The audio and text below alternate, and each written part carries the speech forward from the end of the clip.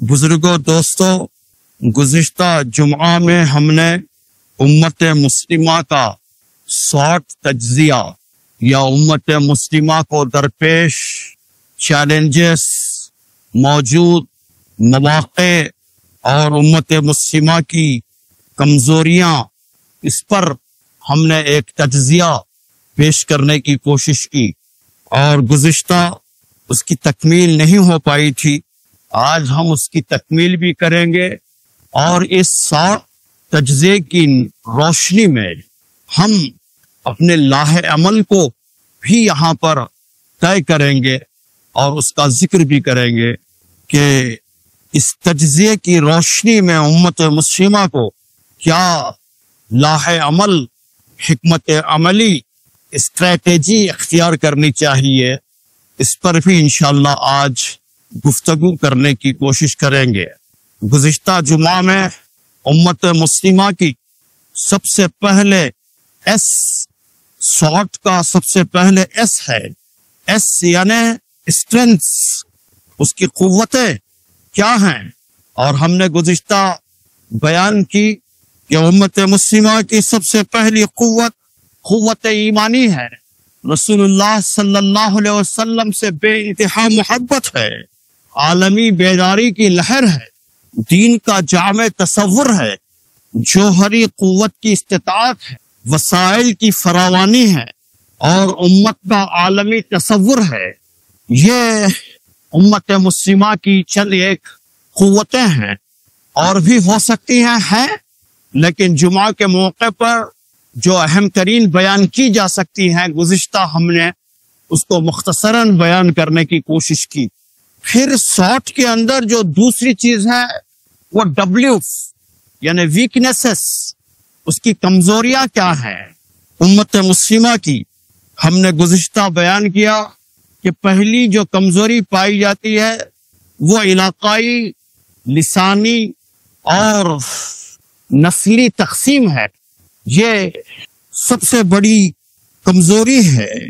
یہ عرب ہے، یہ نان عرب ہے، یہ خرد ہے، یہ نان خرد ہے، یہ بلوچ ہے، یہ نان بلوچ ہے۔ یہ اس طرح کی جو تقسیم پائی جاتی ہے اس کی وجوہات بھی ہم نے گزشتہ بیان کرنے کی کوشش کی۔ اور دوسری جو کمزوری پائی جاتی ہے استحصالی قوتوں پر انحصار، ڈپینڈنس آن ایکسپلوئٹیٹیو فورسز، جو قوتیں ہمارا استحصال کر رہی ہیں، ایکسپلائٹ کر رہی ہیں، اسی پر ہمارا انحصار ہے۔ اس کو بھی ہم نے گزشتہ بیان کیا۔ اکثری قوت کے لیے دشمن پر انحصار۔ آج اور کل آپ نے دیکھا ہوگا کہ جو چیز ہوئی اور امریکہ کے صدر پہنچے تو جو معاہدے ہوئے، وہ معاہدے دراصل اکثری اور ویپنز کو بیچنے اور مختلف قسم کے ہتھیار کو فروخت کرنے اور ان کی جانب سے خریدنے کے معاہدے ہوئے۔ تو آپ اندازہ کر سکتے ہیں کہ اکثری جو قوت پائی جاتی ہے، دشمن پر ہمارا انحصار ہے۔ اور پھر حکمرانوں کی ذہنی غلامی، یہ بھی ہماری بڑی کمزوری ہے۔ اس کی ہم نے چند ایک مثالیں دینے کی کوشش کی کہ کیسی ذہنی غلامی کے اندر یہ لوگ مبتلا ہیں۔ اور پھر مفاد پرست جو طبقہ پایا جاتا ہے، اس کا تسلط ہے مختلف اداروں پر، یہ بھی ہماری بہت بڑی کمزوری ہے۔ اسی طرح تعلیمی انحطاط، اس کی بھی تشریح ہم نے گزشتہ کی۔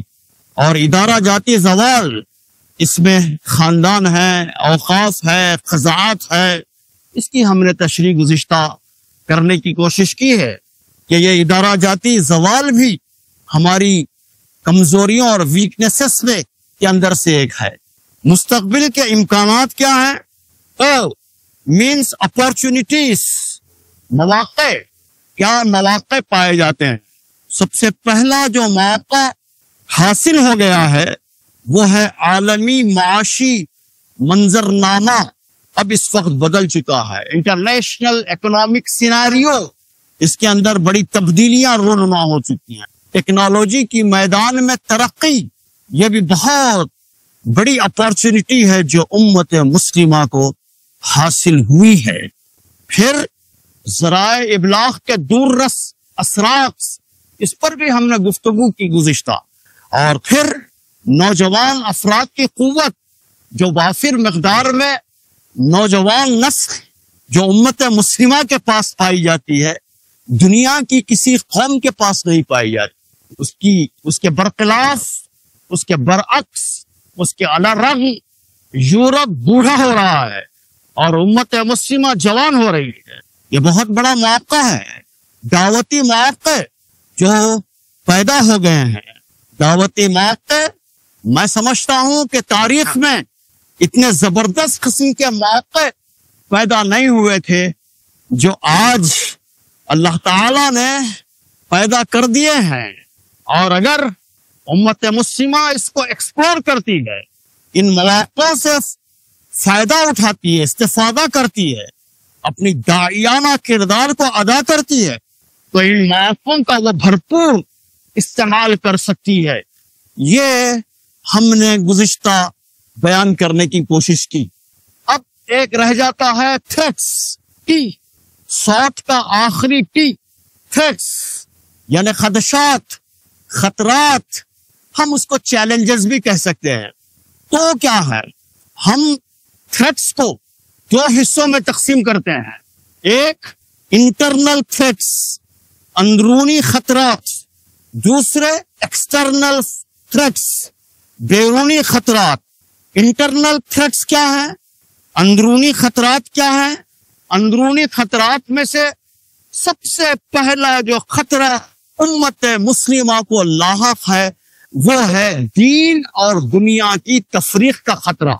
امت آج تک دین اور دنیا کو الگ الگ کر کر ہی دیکھتی ہے، اور یہ تربیت اس کی ہو چکی ہے کہ دین کی زندگی الگ ہے اور دنیاوی زندگی الگ ہے، اور عام طور پر ہم موٹے الفاظ میں کہتے ہیں مسجد والی زندگی اور بازار والی زندگی۔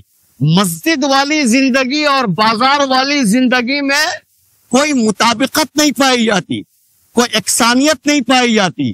مسجد میں جو مسلمان ہوتا ہے وہ بازار میں اس طرح کا مسلمان نہیں ہوتا۔ مسجد سے نکلتے ہی وہ ایمان کو، اسلام کو، اللہ کو، اللہ کے رسول کو، آخرت میں جواب دہی کے تصور کو بھول جاتا ہے اور وہ راکشاس بن جاتا ہے۔ مسجد میں جب تک ہے وہ اللہ اللہ، مسجد میں جب تک ہے نماز، قرآن، تسبیح، تحلیل، کٹھا، محرومہ، تسبیحات مسجد میں دیکھنے سے ایسا معلوم ہوتا ہے کہ بڑے متقی اور پرہیزگار اور بہت ہی اعلیٰ کیریکٹر کے آدمی ہے یہ، اور ان کی تقویٰ کی قسمیں کھائی جانی چاہیے، یہ ایسے آدمی ہے مسجد میں اگر دیکھتے ہیں آپ۔ لیکن یہی شخص جو تھوڑی دیر پہلے مسجد میں بیٹھا ہوا تھا، مسجد سے باہر نکلتا ہے، نکلتے ہی مسجد کے باہر اس کی دکان ہے، دکان میں بیٹھتا ہے تو ڈنڈی مارتا ہے، 2 نمبر کا مال بیچتا ہے، مال بیچنے کے لیے جھوٹی قسمیں کھاتا ہے۔ یہی شخص ہے۔ تھوڑی دور پر دفتر ہے، دفتر میں بیٹھتا ہے تو رشوت لیتا ہے، برائب لیتا ہے۔ جب تک رشوت نہیں لیتا وہ دوسروں سے کوئی ممیز اور ممتاز نہیں ہے، بلکہ اس کے مقابلے میں تو غیر مسلم اسٹاف اچھا ہے۔ تو یہ اس کی صورتحال ہے۔ یہی شخص جو مسجد میں ہے، گٹھا ہے، نماز ہے، اللہ اللہ ہے، تھوڑی دور پر اس کا ریئل اسٹیٹ کا آفس ہے اور آفس میں بیٹھتا ہے تو یہی فکر اور سوچ کہ کہاں کہاں پلاٹس خالی ہیں، کون سا پلاٹ ایسا ہے جس کی کوئی نگرانی نہیں کی جا رہی ہے۔ پلاٹ خالی رہنا مشکل، زمین خالی رہنا مشکل، اور وہ ڈاکومنٹس کو کریٹ کرتا ہے اپنے مزل اور پولیٹیکل پاور کے ذریعے سے، منی اور مزل پاور کے ذریعے سے وہ زمینوں پر، خالی زمینوں پر قبضہ کرتا ہے اور کہتا ہے کہ زمین اللہ کی ہے اور قبضہ عبداللہ کا، زمین اللہ کی، قبضہ عبداللہ کا، لا الہ الا اللہ۔ کئی ایکڑ زمین پر قبضہ کر لیا اور پھر ایک مسجد بھی بنا دی وہاں پہ. ہاں دینداری کی کوئی علامت ہونی چاہیے نا. مسجد بھی بنا دی اور لوگوں کے اندر یہ مشہور ہے کہ دیندار بھی ہے. یہ جو رویہ ہے, یہ جو طرز عمل ہے مسلمانوں کا, دین الگ ہے اور دنیا الگ ہے. کیریکٹر کے اندر یہ جو تضاد پایا جاتا ہے, ایمان کے اندر اور عمل کے اندر جو تضاد پایا جاتا ہے, مطابقت نہیں پائی جاتی. کہنا کچھ ہے اور کرنا کچھ ہے, ایمان کچھ ہے اور عمل کچھ ہے, ظاہر کچھ ہے اور باطن کچھ ہے. اس نے مسلمانوں کو بہت زیادہ ویک بنا دیا, بے وقت بنا دیا, بے وزن بنا دیا, کہیں کا نہیں رکھا, کیریکٹر لیس بنا دیا, کیریکٹر لیس بنا دیا. یہ دین اور دنیا کی تفریق یہ سب سے بڑا فتنہ ہے. اور یہ تصور جتنا زیادہ دینداروں دکھائی دیتا ہے اس کے اندر اتنا زیادہ پایا جاتا. دن تمام دنیا کو گالیاں دے گا لیکن سب سے بڑا دنیا پرست وہی ہوگا, سب سے بڑا دنیا پرست وہی ہوگا. یہ کیریکٹر ہمارا بہت ہی خطرناک قسم کا کیریکٹر ہے.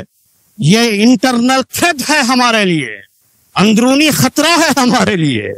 پھر دوسری جو کمزوری پائی جاتی ہے, اندرونی کمزوری, وہ ہے احساس لاچاری. احساس لاچاری, ضعف, کمزوری, پیسیمزم, مایوسی. ہم کیا کر سکتے ہیں, ہم کیا ہیں, وہ لوگ تو بہت طاقتور ہیں. اور مایوسی, اپنے آپ سے مایوسی, اپنی صلاحیتوں سے مایوسی, قائدین سے مایوسی, مسجد کمیٹیوں سے مایوسی, ائمہ سے مایوسی, قائدین اور بڑے بڑے جو لوگ ہیں ان سے مایوسی. یہ کچھ نہیں کر سکتے. یہ جو مایوسی ہے, پیسیمزم ہے, ضعف ہے, ضعف ارادہ ہے, یہ اندرونی تھریڈ ہے اور آدمی شکست کھاتا ہے. دراصل وہ اندرونی طور پر جب وہ ویک ہو جاتا ہے, نفسیاتی طور پر اور سائیکولوجیکلی جب ویک ہو جاتا ہے, تو ایسے شخص کو مارنے کی کوئی ضرورت نہیں پڑتی, سامنے دشمن کی کوئی ضرورت نہیں پڑتی, وہ خود بخود مر جاتا ہے. مایوس آدمی, مایوس قوم, مایوس شخص دنیا میں صرف ایک ہی کام کر سکتے ہیں, کوئی اور کام نہیں کر سکتے دنیا میں. وہ کیا ہے, سوسائڈ. وہ کیا ہے, خودکشی. اور آدمی خودکشی کی طرف جاتا ہے. کبھی آپ نے اتنے واقعات نہیں سنے ہوں گے, اب خودکشی کے واقعات امت کے اندر بھی سنائی دینے لگے ہیں. 10th کے بچے, انٹر کے بچے, MBBS اور MBA میں پڑھنے والے بچے سوسائڈ کر رہے ہیں. بزنس کرنے والے لوگ سوسائڈ کر رہے ہیں. یہ جو مایوسی ہے یہ سب سے بڑی کمزوری ہے, اور اپنے آپ موت کی طرف جانا ہے, اس کے سوا اور کچھ نہیں. ہمت مرداں مدد خدا. حالات کا ہم مقابلہ کریں گے, ہم اپنے اندر تبدیلی لائیں گے, اپنے اندر قوتوں اور طاقتوں کو پیدا کریں گے. یہ جو عزم ہوتا ہے, حوصلہ ہوتا ہے, جنگ میدان کے اندر نہیں ہاری جاتی. میدان کے اندر ہارنے سے پہلے جنگ عزم کی ہاری جاتی ہے, حوصلے کی ہاری جاتی ہے. جب آدمی حوصلہ ہار جاتا ہے تو وہ جنگ خود بخود ہار جاتا ہے. تو اس لیے یہ احساس لاچاری, پیسیمزم, یہ سب سے بڑی کمزوری ہے.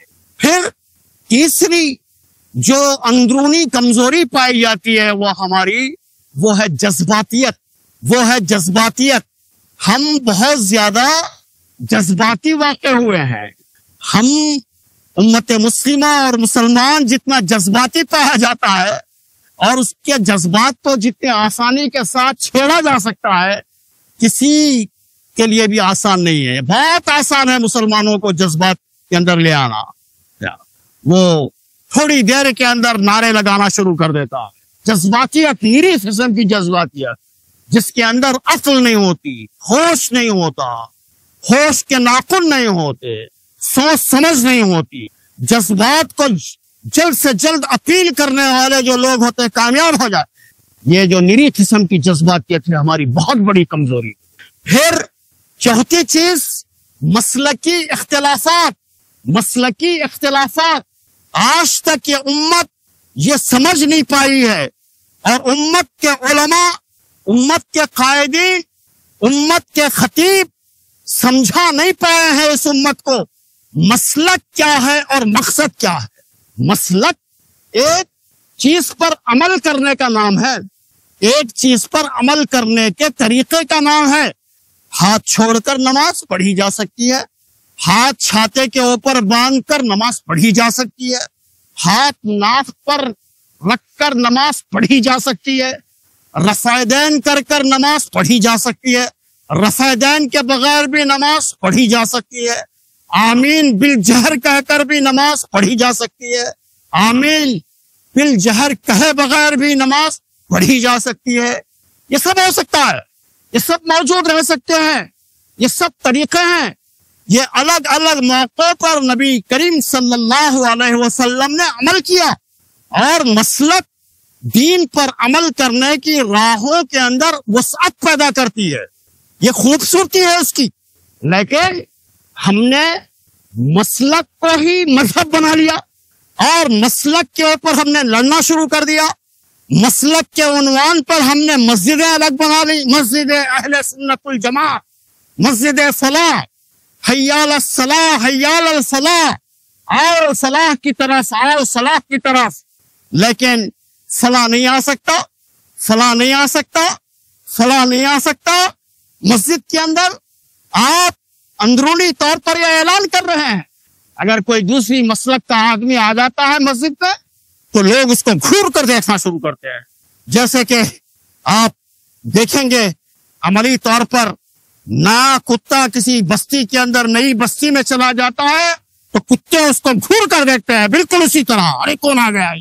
وہ سب ہمارے دلوں کے اندر نہیں ہے، کھاندے سے کھاندہ تو لگائے ہوئے ہیں، پیر سے پیر تو لگائے ہوئے ہیں، لیکن ہمارے دل سے دل ملے ہوئے نہیں۔ یہ مسلکی اختلافات جب تک ختم نہیں ہوں گے، جب تک امت کے علماء امت کے اندر یہ بات پیدا نہیں کریں گے کہ مسلک ایک طریقے کا نام ہے، اصل جو چیز ہے وہ مقصد ہے۔ مقصد کیا ہے؟ اللہ کا دین غالب ہو جائے، اللہ کے دین کا غلبہ ہو، اللہ کا دین مغلوب ہونے کے لیے، محکوم ہونے کے لیے، مجبور ہونے کے لیے، باطل کے سامنے جھکنے کے لیے یہ نہیں آیا بلکہ باطل پر چھانے کے لیے آیا۔ وَيُظْهِرَهُ عَلَى الدِّينِ كُلِّهِ وَلَوْ كَرِهَ الْمُشْرِكُونَ۔ یہ بات علماء کو سمجھانے کی ضرورت ہے، شاید کوئی میں اس بات کو سمجھا نہیں پا رہے یا سمجھانا نہیں چاہتے۔ دوستو، یہ ہماری بہت بڑی کمزوری ہے۔ پھر اسی طرح گروہ بندیاں، گروہ بندیاں، گروہ بندیاں، یہ گروہ وہ گروہ، اور پھر اس کے بعد تکفیر کا فتنہ، تکفیر کا فتنہ۔ تکفیر کا فتنہ کیا ہے؟ ان کافر ان کافر، وہ کافر یہ کافر، کون؟ مسلمانی کافر، یہ مسلمان کافر، وہ مسلمان کافر، فلاں گروہ والا کافر، فلاں گروہ والا کافر۔ دنیا کے سب لوگ یہ سمجھ رہے ہیں کہ ہم مسلمان ہیں، دنیا کا سارا دشمن یہ سمجھ رہا ہے کہ ہم سب مسلمان ہیں، لیکن مسلمان آپس میں یہ سمجھ رہا ہے کہ وہ کافر ہے۔ مسلمانوں کی اکثریت ایک دوسرے مسلمان کو کافر بنانے کے لیے تو سرگرم ہے، لیکن کافروں کو مسلمان بنانے کے لیے سرگرم نہیں ہے۔ یہ ہے ہماری سب سے بڑی کمزوری، گروہ بندیاں۔ دوستو، یہ گروہ بندیاں ہم کو کہیں کا نہیں رکھا، کہیں کا نہیں۔ اللہ کا کرم ہے، ہندوستان کے اندر، بھارت کے اندر یہ وبا بہت کم ہے۔ آپ شکر ادا کیجئے، پڑوسی ملک میں تو مسجد جماعت ٹھہرنے کے بعد سب سے پہلے تو چیک اپ ہوتا ہے، سیکیورٹی چیک ہوتا ہے مسجد میں داخل ہونے کے لیے، اور اس کے بعد مسجد کا دروازہ بند کر دیا جاتا ہے۔ جماعت میں آ کر آدمی شامل نہیں ہو سکتا، اس لیے کہ اس کا سیکیورٹی چیک نہیں ہوتا، اس لیے وہ آ کر مل نہیں سکتا۔ یہ صورتحال ہے، معلوم ہے کہ کون سا بم پھٹ جائے گا، مسجد کے اندر بم پھٹ جائے گا۔ یہ گروہی عصبیتیں ہم کو کہیں کا نہیں رکھی، ہم کو کمزور کر دیا، ہماری ہوا پڑ گئی، ہمارا روب ختم ہو گیا۔ پھر ایکسٹرنل تھریٹس، بیرونی خطرات۔ بیرونی خطرات کیا ہے؟ سب سے پہلے بیرونی خطرہ ہے فکری الغار۔ فکری الغار، فکری الغار کس کے ذریعے سے؟ تعلیم کے ذریعے سے۔ تعلیم کے ذریعے سے. الف سے انار، الف سے اللہ وہ نہیں پڑھاتا، بلکہ الف سے ایشور پڑھاتا ہے. بے سے بلہ نہیں پڑھاتا وہ، رے سے رانا نہیں پڑھاتا وہ، رام پڑھاتا ہے، رام پڑھاتا ہے. فکری الغار تعلیم کے اندر، تعلیمی نصاب کے اندر، یہ تو ہندوستان کی بات کر رہا ہوں میں، لیکن جو بیرونی باہر کا جو اٹریکٹیو قسم کا سلیبس ہے، کیریکولم ہے، جس سے ہم بہت متاثر ہیں، وہ انسان کو خدا سے دور کر دیتا ہے، خدا سے نفرت پیدا کر دیتا ہے بچوں کے اندر. یہ ہے فکری الغار. خاموشی کے ساتھ میں زہر گھول کر ڈال دیا جاتا ہے، اس کے اندر تشکیک پیدا کر دی جاتی ہے، اس کے اندر ڈاؤٹ کریٹ کر دیا جاتا ہے. یہ ہے فکری الغار. اور پھر ذرائع ابلاغ کے ذریعے سے فکری الغار، ایسے ایسے فلمز، ایسے ایسے سیریلز بنائے جا رہے ہیں جس کے ذریعے سے آپ کی فکر کے اندر تبدیلی آ جائے اور آپ کی فکر تبدیل ہو جائے. آپ وہ کام کرنے لگے جو وہ چاہتے ہیں. وہ چاہتے ہیں ٹی وی سیریلز کے اثرات کیا ہوتے ہیں؟ چونکہ ہم عوام کے اندر جب رہتے ہیں تو عوام کی نفس کو پکڑنے کی بھی کوشش کرتے ہیں. تو میں نے اس زمانے میں جب رامائن آ رہا تھا سیریل، رامائن سیریل کی جو ہیروئن ہے وہ تو بوڑھی ہو گئی اب. رامائن جب آ رہا تھا اس زمانے میں میں نے دیکھا کہ وہ black and white T V کا زمانہ تھا. صرف ڈی ڈی آتا تھا، دوردرشن، اور بہت بڑا اینٹینا لگایا جاتا تھا گھروں کے اوپر، بہت بڑا اینٹینا لگایا جاتا تھا. تو بچے وہاں آنکھ مچولی کھیل رہے تھے اور بہت محدود محلہ تھا. اس محلے کا نام ہی ہے گنڈم، گول ہے، درمیان میں ایک بہت بڑا کنواں ہے پانی کا. بچے آنکھ مچولی کھیل رہے ہیں اور آنکھ مچولی کے اندر بچے کہتے ہیں، کیا کہتے ہیں کہ بھیڑو آ رہا چھپ جاؤ. تو بچے دوڑتے ہوئے جا کر چھپ جاتے ہیں. تو یہ بجائے اس کے کہ بھیڑو آ رہا چھپ جاؤ یہ کہنے کے بجائے وہ کہہ رہا ہے کہ مہاویر مہا ہنمان چھوٹا بچہ ہے. نے کہا کہ یہ باتیں اس نے کہاں سے سیکھی؟ ہو نہ ہو اس نے رامائن دیکھا ہوگا.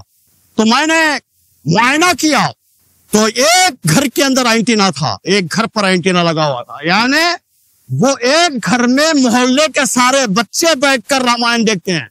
اس کا اثر بچوں پر یہ ہوا تو آپ اندازہ کر سکتے ہیں کہ فکری الغار کا کیا حال ہے، فکری الغار کس سطح تک پہنچ چکا ہے. اور پھر جو ویڈیو گیمز ہیں جو بچوں کو ہم بہلانے کے لیے، دل بہلائی کے لیے، اپنے آپ سے دور رکھنے کے لیے، چھٹکارے کے لیے ہم بچوں کو دے دیتے ہیں ویڈیو گیم کھیلے. یہ جتنے ویڈیو گیمز ہیں یہ فکری الغار کا ذریعہ ہے، فکری الغار کا ذریعہ ہے. جب تک ہم اس کا سبسٹیچیوٹ تیار نہ کریں، اللہ کا کرم ہے ہمارے کچھ دوست اس کا سبسٹیچیوٹ بھی تیار کر رہے ہیں. ضرورت اس بات کی ہے کہ اس سبسٹیچیوٹ کو تلاش کیا جائے، سرچ کیا جائے اور بچوں کو وہ سکھایا جائے. دوستو، ثقافتی الغار، تہذیبی الغار، یہ بھی بیرونی خطرات کے اندر سے بہت اہم خطرہ ہے. اس وقت دشمن جان چکا ہے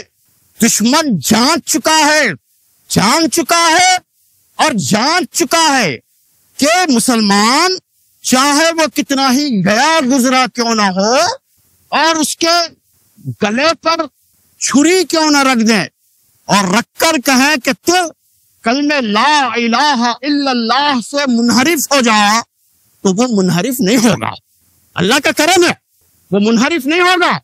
یہ جو ماب لیچنگ کے اندر جو کرمے کفر کہنے کے لیے کہا جا رہا ہے لیکن نہیں کہہ رہے ہیں، لوگ پٹ رہے ہیں، مر رہے ہیں لیکن نہیں کہہ رہے ہیں. تو اس وقت دشمن جان چکا ہے کہ مسلمان کو کلمہ لا الہ الا اللہ اور پھر اسلام سے منحرف نہیں کیا جا سکتا. تو انہوں نے کیا کیا؟ انہوں نے تہذیبی الغار شروع کر دیا. تہذیبی الغار کیا ہے؟ وہ ہے کپڑوں کے ذریعے سے، لباس کے ذریعے سے، رہن سہن کے ذریعے سے، تقریبات کے ذریعے سے، اب تقریبات ہونے لگی ہیں, فنکشنز ہونے لگے ہیں. کون سا فنکشن؟ راکھی باندھنے کا فنکشن. اب مسلم لڑکیاں غیر مسلم لڑکوں کو راکھی باندھ رہی ہیں. دیوالی ملاپ کی تقریب, دسہرا ملاپ کی تقریب, راکھی پونم کی تقریب. میں نے دیکھا ایک شادی میں بچے اوپر سے شیروانی پہنے ہوئے ہیں, کوٹ پہنے ہوئے ہیں, اور جو پائجامہ پہنا ہوا ہے دھوتی نما پائجامہ ہے, دھوتی نما پائجامہ پہنا دیا اس کو, اور بہت مزے میں پہنا ہوا ہے.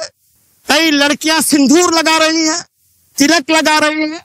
اللہ کا کرم ہے, یہاں تو یہ عام نہیں ہے, لیکن بہار, یو پی وغیرہ کے اندر یہ عام ہے. مسلمان عورتیں سندور لگاتی ہیں, تلک لگاتی ہیں, بندیاں لگاتی ہیں. آپ اندازہ کیجئے. اسی طرح ویڈنگ ڈے بہت شان کے ساتھ پہ منا رہے ہیں, خود بچے منا رہے ہیں. 58 ویڈنگ ڈے آف پیرنٹس, بچے رخصت تقسیم کر رہے ہیں. برتھ ڈے, برتھ ڈے, ارے کس خوشی میں بھائی برتھ ڈے؟ کہ اتنا بڑا ہو گیا, دنیا میں اس نے کیا کیا, کیا ہے برتھ ڈے؟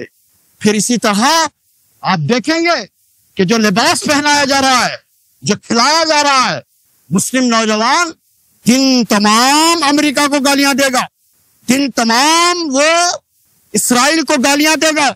اگر ریلی نکالے آپ جمعہ کے دن تو امریکہ مرد آباد, اسرائیل مرد آباد کے نعرے لگائے گا, لیکن امریکہ جو پہنایا وہ پہن لے گا. یو ایس اے پھٹے کپڑے پہنا ہوگا, اسرائیل جو کھلایا وہ کھا لے گا.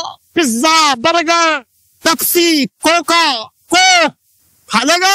انرجی ڈرنکس, یہ کیا ہے؟ یہ ہے تہذیبی الغار. آپ کی دعوتیں, آپ کے دسترخوان پیپسی سے بھرے ہوئے ہیں. آپ شان محسوس کر رہے ہیں, کرتے ہوئے سمجھ رہے ہیں کہ ہم بڑی شان کا کام کر رہے ہیں. یہ غلامی ہے, ذہنی غلامی, یہ ہے تہذیبی الغار. دوستو, ہمارے کھانے پینے کا اسٹائل بدل گیا. پیزا کے بغیر, برگر کے بغیر ہمارے حلق سے کوئی چیز اترتی نہیں. پھر اس کے ساتھ میں پیپسی ہونا چاہیے, اس کے بغیر تو حلق میں جاتا ہی نہیں. تو یہ سب چیزیں تہذیبی الغار ہیں. اس کی تفصیلات کے اندر اور جایا جا سکتا ہے, لیکن جمعہ میں آپ جانتے ہیں کہ وقت کی قلت کی وجہ سے ہم ان تمام چیزوں کو لے نہیں سکتے. پھر معاشی الغار, معاشی الغار, اکنامک جو ایفیکٹس ہیں ہمارے اوپر. آپ دیکھیے آج دنیا کے اندر باطل قوتوں نے مجبور کر دیا ہے. کیا مجبور کر دیا ہے؟ کہ آپ لون لیں بینک سے. آپ لون لیے بغیر کوئی بڑی گاڑی خرید نہیں سکتے, کار نہیں خرید سکتے. اگر آپ 40-50 لاکھ روپے کی کار خرید رہے ہیں تو 40-50 لاکھ روپے ہاٹ کیش آپ دے نہیں سکتے. آپ اگر چیک بھی اگر دیں تو فوری انکم ٹیکس اور ای ڈی آپ کے پیچھے لگ جائے گی. بینکس آپ کو رپورٹ کر دیں گے اس کو, انکم ٹیکس کو. تو اس لیے لوگ مجبور ہو کر وہ ای ایم آئی پر, بینک لون پر کار لینے پر مجبور, حالانکہ اس کو ضرورت نہیں ہے, اس کی ضرورت اس کو نہیں ہے, لیکن یہ معاشی الغار ہے. آپ ایک کوئی بڑی دکان لگانا چاہتے ہیں, آپ کے پاس کیش موجود ہے, آپ نے ایک آبائی جائیداد کو بیچا اور آپ کے پاس کروڑوں روپے آئے اور آپ دکان لگانا چاہتے ہیں, لیکن آپ آسانی کے ساتھ دکان نہیں لگا سکتے. دکان اگر لگانا ہے تو آپ کو بتانا پڑے گا کہ دکان کس بینک کے لون سے آپ نے لگائی, اس کا ایک پارٹ بتانا پڑے گا آپ کو, ورنہ انکم ٹیکس آپ کے پیچھے لگ جائے گا. دوستو, اسی طرح آپ بینک کے اندر پیسے رکھتے ہیں, رکھنا ہماری مجبوری ہو گئی ہے اس وقت, اور رکھنے کے بعد میں چپکے سے اس کے اندر سود داخل ہو جاتا ہے, انٹرسٹ داخل ہو جاتا ہے. یہ سود انسانیت کے لیے بے سود ہے, اور جو لوگ انٹرسٹ کو حرام سمجھتے ہیں, جو یہ سمجھتے ہیں کہ سود اللہ اور اس کے رسول کے خلاف اعلان جنگ ہے, یہ سمجھتے ہیں, ایمان رکھتے ہیں, لیکن اس کے باوجود بہت آسانی کے ساتھ میں سود کھا رہے ہیں. میں کتنے ایسے لوگوں کو جانتا ہوں جو بیرون دنیا کے اندر رہ کر آئے اور ان کی اب اس وقت معیشت, ان کے کھانے پینے کا انتظام سود پر ہے, سود پر. فکس ڈپازٹ کروا لیا ہے سود نکال کر کھاتے ہیں، اب وہ آ کر نماز پڑھتے ہیں، دعائیں کرتے ہیں، حج کو جاتے ہیں. کیا ایسے لوگوں کی دعا قبول ہوگی جو حرام کا کھاتا ہے؟ کریڈٹ کارڈ، ایک نہیں کئی کریڈٹ کارڈ. ہر بینک کہہ رہا ہے میرا کریڈٹ کارڈ لو. یہ سہولتیں ہیں. ایک کریڈٹ کارڈ کو ادا کرنے کے لیے اور ایک کریڈٹ کارڈ کا استعمال کر رہا ہے. کریڈٹ کارڈ، صارفیت، کنزیومرزم. ایک زمانہ تھا ہم بازار کو جاتے تھے تو لسٹ لکھ کر لے جاتے تھے کہ گھر میں کیا چیزوں کی ضرورت ہے.